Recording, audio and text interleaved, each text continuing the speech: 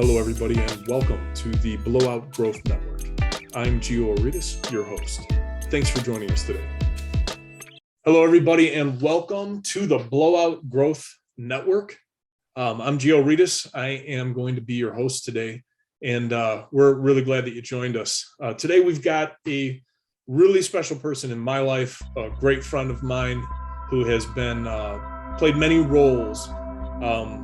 Not least of which has been motivator, inspirator, trainer, friend, among another list of long things. Mr. Vince Brown has been to me, and I'm really excited to have him on the show. Let me tell you a little bit about him. Vince is a 6-time Golden Gloves champ. He's had 2 Olympic trials. He reached number 3 ranking in the country. He's been a boxing promoter. He was the first Black-owned business owner in Cedar Rapids, Iowa. He's got 4 issued patents. He's helped hundreds upon hundreds of people in fitness and in health. He's a published author. He's a seminar giver. He's an all-around incredible guy, and he's super successful. Please welcome Mr. Vince Brown. What's up, Vince? How are you? How you doing, Gio? How's everybody out there? I'm doing fine. Everybody's been doing really good. Thank you so much for joining us today on the BlowOUTGrowth Network. We're happy to have you. My pleasure. So, and Vince, you know, what we're trying to do here on the BlowOUTGrowth Network is we're trying to inspire, educate, and provide knowledge to the generation so that we can create a next generation of better, more successful human beings. You know, you've really had a lot of experience with different kinds of challenges throughout life. And it's funny because, you know, what people always have difficulty with in life, especially people that are coming up and they don't have, you know, the experience that you and I have, you know, it's hard to figure out what is real, what's fake, you know, what matters, how, you know, what decision do I make? Because when especially when you're an entrepreneur, or what I consider myself to be as a hustler, you know, especially in that environment where you're really trying to advance yourself and you're really trying to get ahead, you know, what matters? And so I want to start out by asking you, you know, everybody has their ups and downs. Everybody has, you know, days that go bad and days that go good. How do you stay motivated? It's something you have to really just grow into through the trials. I mean, if you're tried something that didn't work that you really thought was going to be your end game or something that would make you so highly successful in your own mind, but it didn't work out. So you got to use it as fuel. That's my personal opinion, that it didn't work out, but it doesn't mean it's the end. You got to use that as fuel for the drive. You are you're your own navigator. Like each one of the people in life, we all were given a gift, right? So think about it. I mean, whether you believe in a God or no, I do. I'm a child of God. I believe in Jesus as my savior. However, some people might not, but you still have to have a drive. And when things don't work out, it's called life. It's just not the end. And it's something like picking up your boots and putting them back on and going back out into war. So because I was a fighter, that's the mentality I have. You know, I started at 13 years old. By 15, I didn't mention this, Joe. I won the national silver glove. I was the best in the country. I thought so too. When we were going through the list, I was like, I remember something about the silver gloves. Yeah, I was the best. Never thought. And here's the odd thing: I didn't even think I could win. I was happy that I made it through the state tournament, and that I was the state champion of Iowa. And then I'm going to the nationals. You got people from New York, Chicago, Detroit, tough cities you hear about all the time growing up. And I'm nervous, but when I got in that ring, it was like, it's a tough world out there. So, but when I realized I had what it took, you know, although I was in the immediate dream world of what I always wanted to do, I wasn't really confident that I should even have been there, being honest. But when I was able to perform and win, changed my whole life. That literally started me believing I could do anything if I put the work in. That's how old were you when that happened? What 15. That was 15 years old? Yeah, because silver glove stops at age 15. And then you go to the 16 years all the way up to 32 is senior division. And that's the Golden Gloves. And I could never pull it off again, but I always got third place in the country. A lot of the politics go into it though. I mean, you know, of course, you're the fighter. You might think, oh, I won that fight. I don't have no regrets. I got third place. I was in tournaments with Mike Tyson. Evander Holyfield was in tournament. We were in the same ring, matter of fact. No one knew at that time who was going to aspire to the next levels up, like who was going to make it to the next professional level, who was going to win the Olympics. Tyson lost in Olympic trials to a guy named Henry Tillman, a friend of mine from California. And, but then when Tyson turned pro, years later, not a lot of years later, he knocked him out. So that's that perseverance that I'm telling you about, that so you don't get it the first time or things don't go your way. Doesn't mean you quit. You keep going. And that's what life's all about. Keep going. Never, ever quit. I mean, never quit. I mean, if, you know, the way I always look at it and what we like to say at the Blowout Growth Network is, you know, if you don't fail, you're not even trying. Well, right? I mean, if you don't fail, you're not even really trying. So, I mean, it's you have to fail. You have to have these moments that you know, force you. It's absolutely to get better, right? That force you to, you know. Now, hey, Jill, they don't feel good. No. Because no one really likes failure in any regard. However, I think the winners in life all have stories. You think about it, Warren Buffett, all the people that have ever failed and kept going. Kentucky Fried Chicken guy, I think he got 1,000 people turned him down. Everybody's great stories like that, Vince. Walt Disney. Disney went into like 30 different newspapers in public, and they're all like, no, it's crap. No, nobody wants a mouse. You know, like, boom, you know, Fortune 500. Right? You know what I mean? Yeah. So once you start doing things and failing at things and then restructuring and doing it again, like I got 4 issue. I had 5. I had 4 issue patents. When I say I had 5, I didn't renew the 5th one. I just didn't feel it had enough power to it. So I got 4 issue patents, but I had a couple, they turned me down. Like I didn't, in the United States Patent Trade Office, it was too close to other patents that were already issued. An issued patent means you have it. No one else has what you have. But I was excited to get that first patent through. Just blew my mind that, okay, here's a guy from Iowa. What made you want to do that? What made you want to do that? What was it? I mean, you don't have to tell us what the product was if it's confidential, but what was it and how'd you get inspired to do it? You know, like that's really outside the box. Right. Well, okay. It was going to go to what I had been thinking about this whole thing all the time. We were going to come on here and talk where I thought it was success, and we are talking about success. So when you're growing up and you're going through all these phases in the growth phases, you're trying to find yourself, right? Every one of us are trying to find ourselves, who we are, what we're going to do, what we like.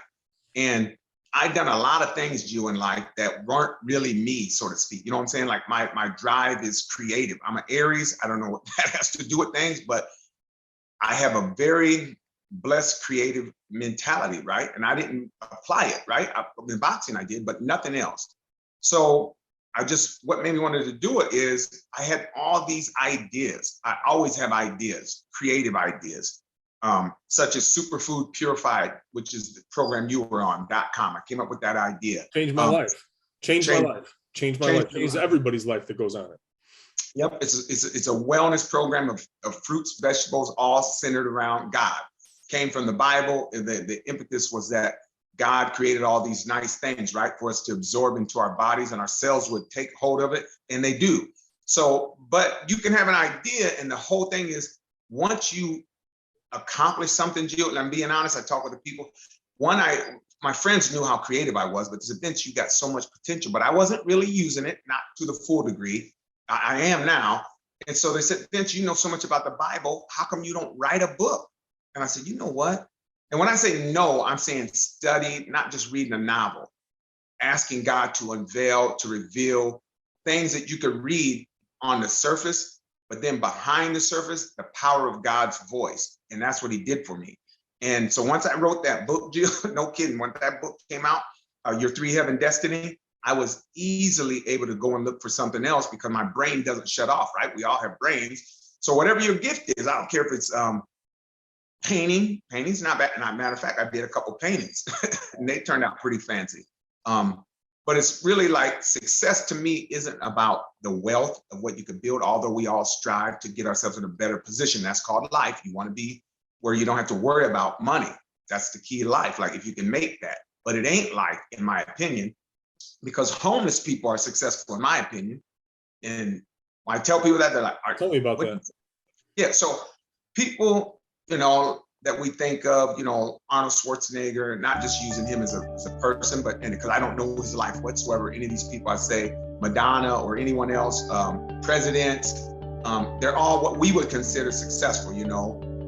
Elon Musk, all these people are wealthy, right? So we think, and that's what I thought. I can't say for everyone, but I'll talk for me. So I grew up thinking money, status, senators, congressmen, people of that nature were successful. You know, doctors, lawyers, you're always taught that stuff, you know.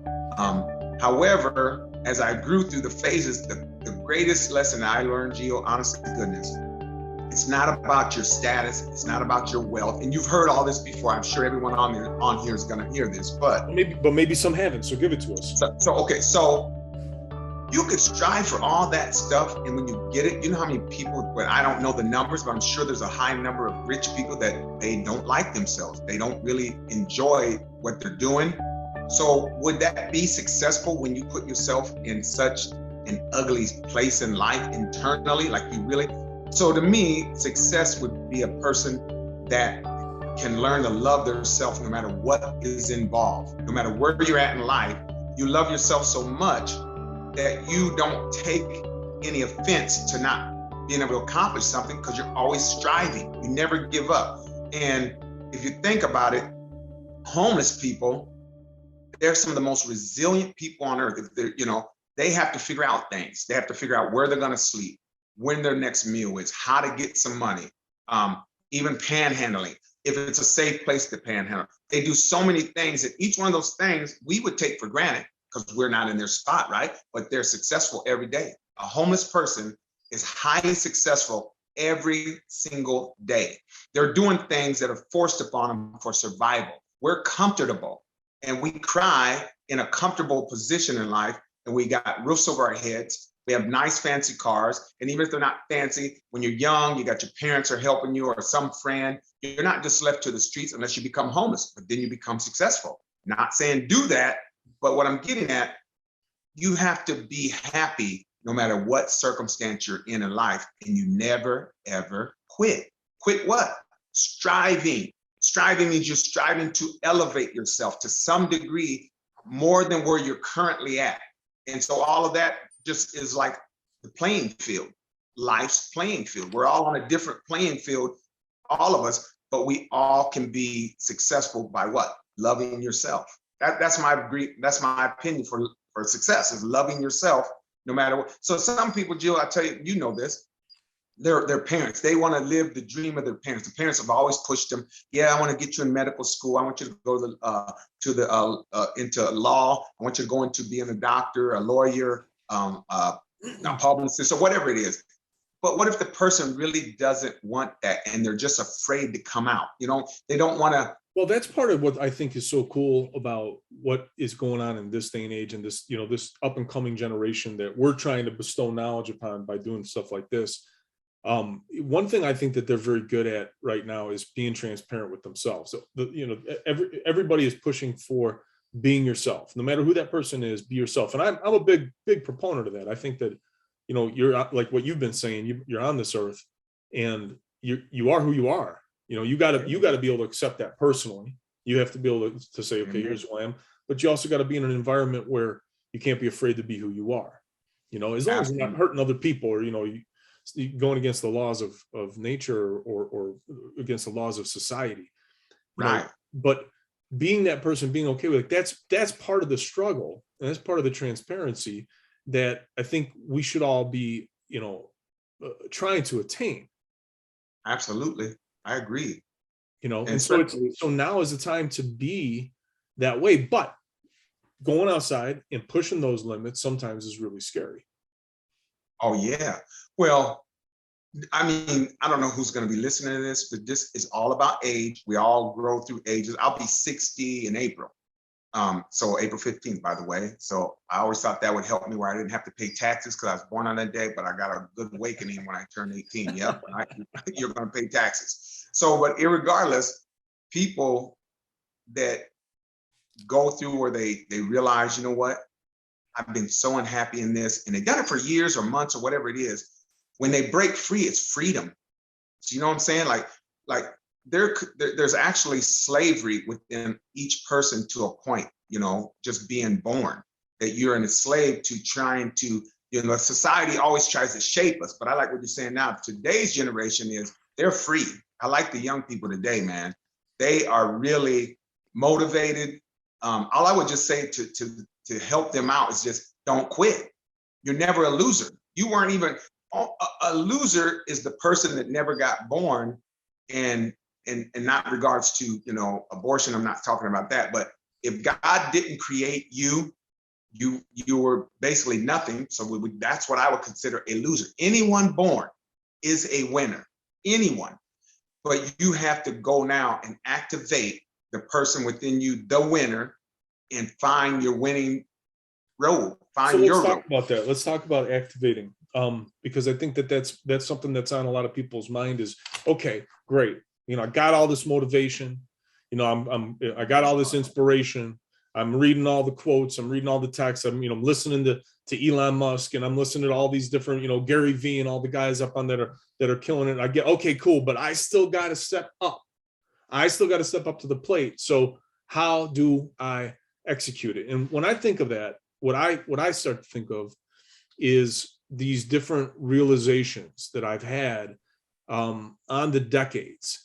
So I was thinking back, and I'm thinking to myself, okay, wow, you know, where I am right now, I'm 45, I'm gonna be 46 this year. And 40s have been like opium to my brain for opening up. Like, it keeps getting better. In my 20s, I was great. I was fantastic. I had a lot, but in my 30s, I had a whole different level of things that opened my eyes and matured me and made me better. Made me a better person, made me a better man, made me a better businessman, made me more successful, made me happier, right? And then I was like, oh, this is the greatest. I never think it could get any better. I'm in my 40s now. I'm gonna tell you what, it's better. Keeps getting better, right? Now, you've seen a little bit more time than me, but what kinds of realizations, you know, are realistic for people, say, in their 20s? You know, how much can you really achieve? And then how do you do it? Okay. So a lot of it's fate. You can't put fate out of it because there's so many people, right? And there's only so much that people can do, but there's always things that haven't never been developed or strived, or you don't even have to do something new. You could do something that's already there that you Make it better. Make it better, or just get involved, be involved. You could become a nurse if you wanted to. That's a good industry if you wanted to do that. Nursing is huge, and some of the, you know, some of the most underappreciated people, definitely, healthcare workers, they really need more. They really need more appreciation. Well, just think of this, and we're not getting off topic, but like the people where you're going to get your medicine, the pharmacy, they never get looked at as anything but just they're taking care of people. They get shit. One mistake and they kill someone. I mean, one medicine mistake, they gave the person the wrong meds. I've never heard them with the first responders. I always, when I go to get a medicine pill from them, I say, you guys are first responders, honest to goodness. But why? How come they strive for that? You know, the patients that they have to have, I don't know, the young people wouldn't know because they're not going to have to need any medicine, hopefully soon. But if you go to those pharmacies, people are mean to them. Like, did you get my medicine right? What? Hey, they shit on them. They shit on them, and it's terrible because these people are so essential to healthcare. They're essential, but just as much as a police officer, a doctor, a lawyer. I mean, but what I'm getting at, what's drive those people to become that and to go that direction. So I look at the personalities, Gio. So we're all different, and that's what I'm saying. You have to learn to find you. When you find you, you know who you are. You really do. I mean, putting all that stuff aside where your friends thought this, your parents thought this, or you were confused. You just have to accept, you know what? I want to be a golfer, a pro golfer. You got to strive for it, like yourself, Gio. Matter of fact, you were a pro golfer. You have to put in the legwork to do that. But everyone's not going to make it though, right? So then do you quit then, or do you already know I'm going to go a different direction? And then you have, to me, what you have to do, you have to do an actionary measure, something you have to do that takes action You gotta take And when action. you take that action, small, medium, or large action, doesn't matter. It's risky, but you take it and then it's on your way.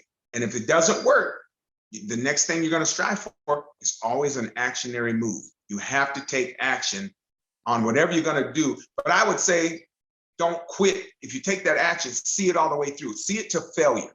A lot of times what I did when I was young, I would put on all kind of stuff. I wouldn't go all the way through. You know what I'm saying? So that's what my friends told me. And I was like, I think, shoot, I was young at that time, not really young, but they're like, Vince, you never wrote. Why don't you write? You speak so eloquent. You can know the Bible so in and out. I mean, I live life through the Bible. Like if you brought up any topic right now, there's probably something in the Bible that talked about it. I know. So, I've seen him do it. I've seen him do it. He does it all the time, and it's quite remarkable. you know, but that's where I live, and that's where I felt comfortable. But a lot of times I felt like people, and I was feeling this way. People weren't saying they felt this way, but here's how I felt. I felt as though people would look at me like he thinks he's all that, he's a know-it-all, or he knows more than other That's people. what you thought? But that's what I thought. Yeah, no, that's what they thought. You know, that's what I thought. So I had these made up thoughts, and it would say, yeah, no one's ever really expounded that or explained that that's how they felt, but I was feeling that. And what that is, I bottlenecked me. I kept me in a bottle. I wasn't free to be me is what I'm getting at. This whole thing, and this is beautiful because I'm out. I'm completely out of not wanting to be a advocate for help using the Bible. I'm a Christian, but it's just a name tag, Christian. If you have Jesus in your heart as your savior, that's really who you are. But a name tag doesn't mean anything if you're saying I'm this, I'm that. What is your actions like? How do you go about living your day to day? That's if you belong to a credence or a belief. You're only that if you're acting that, right? So I'm like, I'm talking about God. If someone asks me something, or I might, you know, preempt a conversation in a grocery line, you know. Here, I'll give you an example. And I do this every time, people. I'm not kidding. Almost every time, not every time, close to every time. So I'll go to the grocery store and I'll say, hey, how you doing today? Oh, it's just another day. And then I get them. I love when they say something like that. Or oh, it's just okay. I said, what? I said, okay, how many fingers do I have up? I do this all the time. They tell me two. I said, you sure you saw two? I said, close your eyes. Let's make sure. So I have them do something like that. They close, right? They open them, Gio. So I don't do anything different. I said, guess what? Somebody was born blind. They never was able to see. They can't see. And you just told me, how's your day? You said, oh, it's okay. It's a beyond okay. You're having a fantastic day. Well, you know, that's perspective, Vince. That's perspective, and being able, you know, that comes in for people that are watching, like what you all are seeing right here is that's experience right there. That's the stuff that you don't have, and that's the whole purpose here.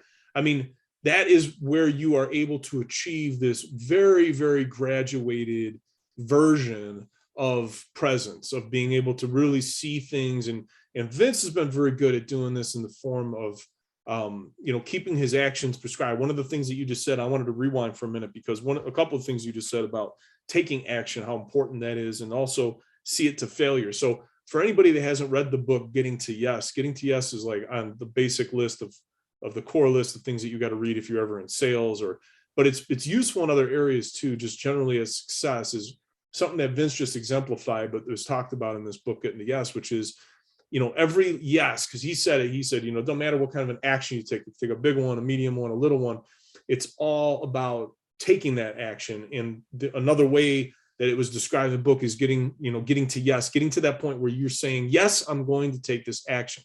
It's a decision. You have to make that decision in order to perform that action. But what Vince also did there, if you caught it, was he went a step beyond that and started to bestow some knowledge about how do you choose those actions that you need to take. And Vince prescribes his actions with what I would call a moral compass. Now, not everybody acts like that, Vince. Not everybody is educated. Not everybody has the mindset. A lot of them just don't know. People just don't know, you know, that. You know what? Now, Jill, let me jump in here real quick. In. I like that. And I don't try to aspire to tell anyone to be like me, to be a Christian, to be a Muslim, to be whatever they might be, right? That's personal. But it doesn't stop us from always trying to strive and where we're saying we're at, like we're Christian or we're Muslim, you know, Buddhist, whatever. Just being yourself. But I was gonna get at this too. Whoever you are, you're as good as your circle, meaning that that's what I learned. And I mean, I'm almost 60. I've been in so many circles. I'm not kidding you. I wasn't a glitchy, hang on kind of guy. I always was a maverick, so to speak. I hung to myself. I could be in a group with people, no friends, go out, be with them or whatever.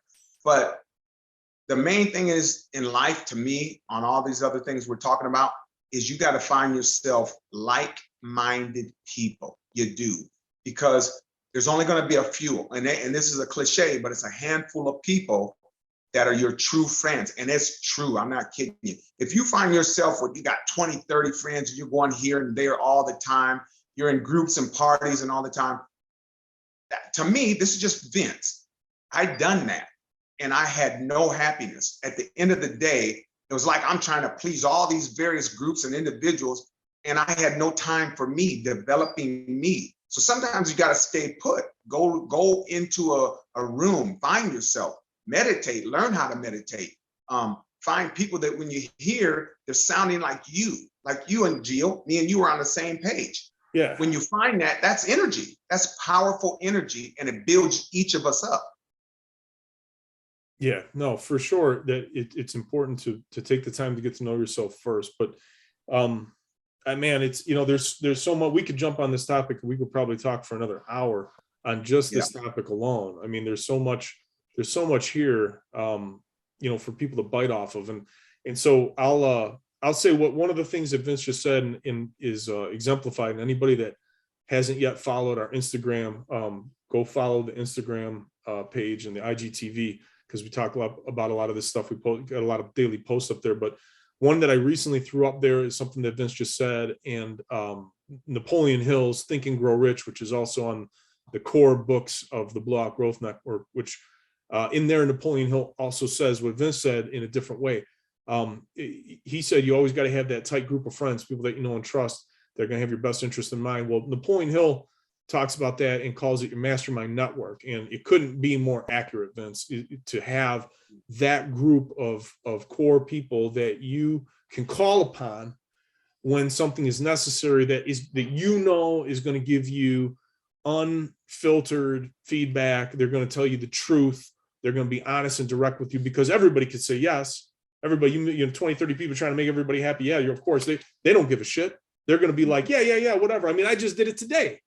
It's by nature, human nature. If we don't care about that person, then we don't care. There's nothing we could do. You want to care, but you don't have. So get that group that you do have, that core mastermind network is absolutely at the key. And I'm going to throw it out there, and I'm going to say that, if I imagine that anybody that's going to take time to watch these are going to be people that want to step up their game. And if you're in your 20s, I would say one of the most important things that you could achieve is exactly what Vince just said. Start to silo and filter down, that 20 to 30 or more people that you're trying to entertain, and trying to, start to take the time to filter that down, so that you could try to get to that core number 5, 6, 7, whatever that core number that you could call, and always have that connection, that meeting of the mind, so that you can move forward instead of wasting your time on anything else. Another couple of things Vince said in there too that really stood out to me is the meditation, how important that taking that time to connect with yourself through you to your higher power. And actually, there's going to be another episode. I don't know when it's going to come out. We actually have a specialist in the spiritual arts who's going to come on the show and talk about meditation and yoga and in general. But before we go, I still got another couple questions I want to blow at you, Vince. And so I want to throw them out there. You've built yourself around having a lot of physical strength and a lot of physical health. So I'd like, for people that have yet to really master this, it's very difficult for many, many people, myself included, and to be committed to health and fitness. But as you're growing older, now I'm going to preface this because there's one day that Vince was Vince was training me, and he was in the boxing gear. He had this enormous, I don't even know what the proper term for what you had on, but this thing must have weighed 100 pounds. It was a pad. It was like this thick, and he throws some boxing gloves on me and he starts chasing me around and he's giving me this hell of a workout. And as I'm hitting him, I'm getting tired at like 30 seconds, 40 seconds. And I'm like puffing and puffing. And he's like grabbing, he's like, come on, next, come on up. And he's pushing it. And it didn't dawn on me until I was sitting there like a stupid fool and sweating and humping. I got my hands on my legs and I'm huffing and puffing. And Vince's still out there moving around and everything. And I said, this man is how old? And he's running me around like I'm the one that's the old guy. And it really, really impacted me, Vince. And so I want you to talk for a minute about the importance of body strength and overall health, not just to your, long-term, like the age health of aging, which is super important, but how important it is to success in general. Okay, it goes way back when I was 13, started boxing. So you have to get in shape. Most sports we ever played, baseball. Remember we played volleyball in grade school. Kickball was fun. So we're no activity. Most all people know activity. That's what at least, I don't know if they have gym class anymore. We used to go into gym class. It was fun, some activity, right? Getting out with your friends, going to the park, riding a bike. So what most people do after around 20, 22, they're getting into the workforce, finding themselves in college, busy, got a girlfriend, got a boyfriend, getting lazy is what it is. But that's the time to develop character of it becoming you, meaning it's your life. What's your life? Staying active. You can be a jogger, a biker, roller skater. But you're staying active. And then in exercise, it becomes very easy. I would say when people exercise, start easy, start slow, like you're a baby. If you're out of shape, we call it deconditioning. Get yourself conditioned by going gradually, stretching. You're going to feel better. Your emotions are going to be better because your endorphins are going to release chemicals from your hypothalamus. It's going to get your body going. Your brain is going to be more actively alert. You got to learn to love it because what it is, it's a feeling. And do you like the actual act itself of working out? No, I don't really like it, but I like knowing that when I'm struggling or going through exercise, I know for a known fact, an hour, 2 hours from there, I'm going to feel so much energy. And then the next day, I feel like I'm young. So I'll be 60 people, guarantee you, there's not many people in my shape. And it's not because I'm better than any human being. It's just because I've been very consistent throughout my life, staying some level of fitness. Fitness now, walking, running, you could bike, anything. Push-ups, I got on this kick for the last year. I read about it. I don't know everything, so I like to enjoy going online. People were talking about doing 100 push-ups a day, and there's benefits to that. So I started doing it. For a whole year, I did 100 push-ups a day, sometimes 200.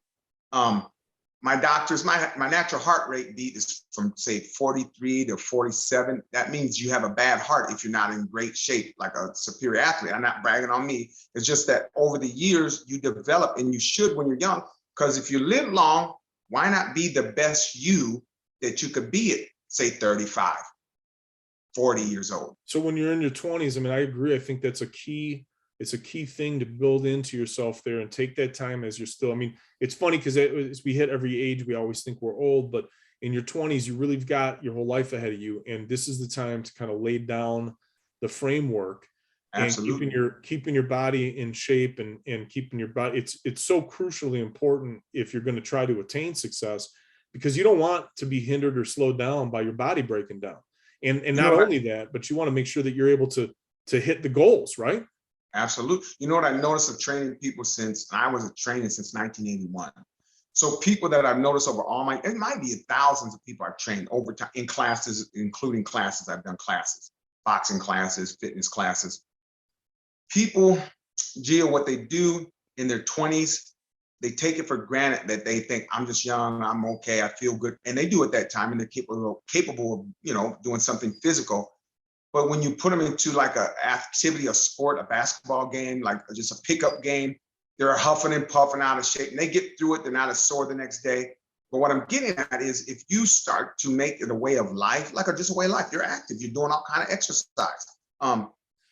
You're going to stop a lot of what aging illnesses that can occur. Everyone out there listening has some family member, I guarantee, of friends that they've had high blood pressure, cholesterol issues, kidney disease problems, heart attacks, that's called being human, but you could stave off a lot of that, could be staved off to a healthy regimen of just even the bare minimum. Walking is great for a person.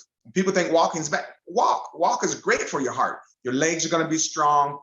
Yeah, you got to do something. And you know what? That's understated. I mean, that's really underrated, is because walking is so very important. And especially as you get older, walking is super important because it goes faster if you don't. If you're sedentary, if you're lazy, if you don't move around a lot. I see so many older people in my life that are suffering badly, where they literally cannot move. And then they die. And that's, the next step then is when you stop moving. Vince said it early on too. Like he said, stay active, keep moving. We are active beings as humans. We need to keep going. And I said it earlier, Vince literally changed my life. He was a huge impact on me. And, we touched a little bit earlier about his program. And just being on that program, I lost 32 pounds. I mean, he gave me a chance back in my life for me not to have those diseases and those issues that he just mentioned, along with so many others that can happen.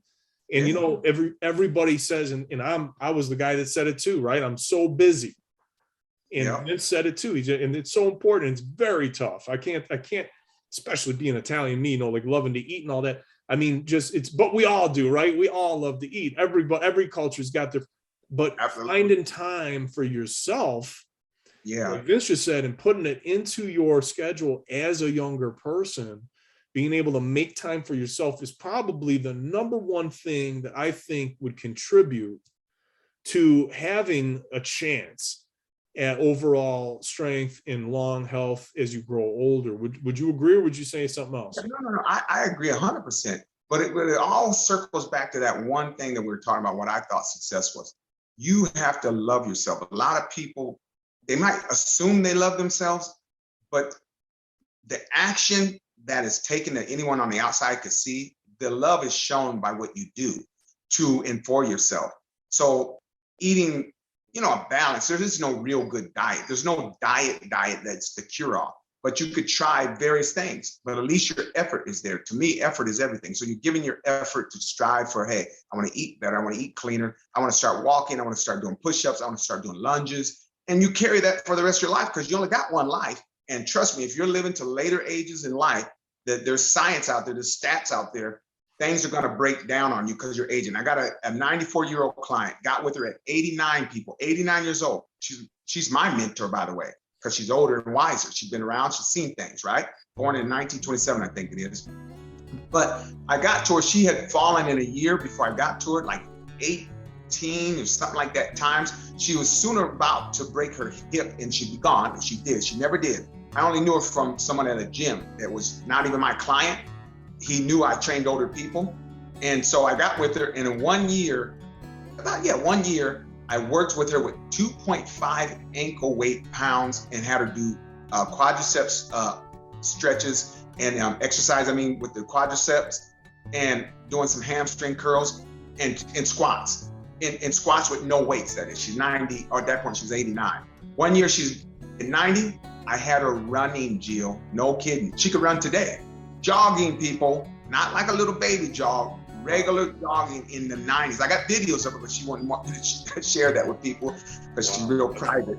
But it's just that at any age, what she showed and told me, which I believed it could happen, there's never time you could lose. You never lose if you lose when you don't strive. You lose if you don't try. But there's never a way you could lose if you're putting effort. And that lady put her effort, and she's great right now. I train her 3 times a week. She's 94. It's amazing how she said yes. And she said, I'm going to do this at her age. I'm going to do this. I'm going to give myself a chance, and I'm going to do this. And look what ends up happening. We took it baby steps at a time. And that's the key to, when you're younger, you don't have to take it like a babysit, but you got to take it easy. Make your workouts fun. Just have fun. Don't kill yourself, because once it starts to become really gruesome and hard on you, and you're like, I'm burnt out, man. I'm always sore. I'm always in pain. Then you're overworking. You have no enjoyment of it, and it's there to help make you happy. But you got to learn. Maybe look into a trainer. Talk to somebody that knows a little bit about what they know. And well, I'll tell you what, if anybody wants to get in touch with you, Vince, we're going to put your information in the area below, in the description below, Body by Vince. We'll put it up on the screen here too. So if anybody wants to get in touch with Vince and see how they can take themselves to the next level, by all means, give him a shout and see if you guys can connect, because he's changed my life. And hopefully the stuff that we've talked about here today might inspire you in some way to, to become better, or at least try to take a step towards something new. Because, if I've walked away with anything here today from Vince, it's that anything's possible. Vince told us about, the things in his life that were hurdles and how he overcame them. And his attitude has always been, anything's possible.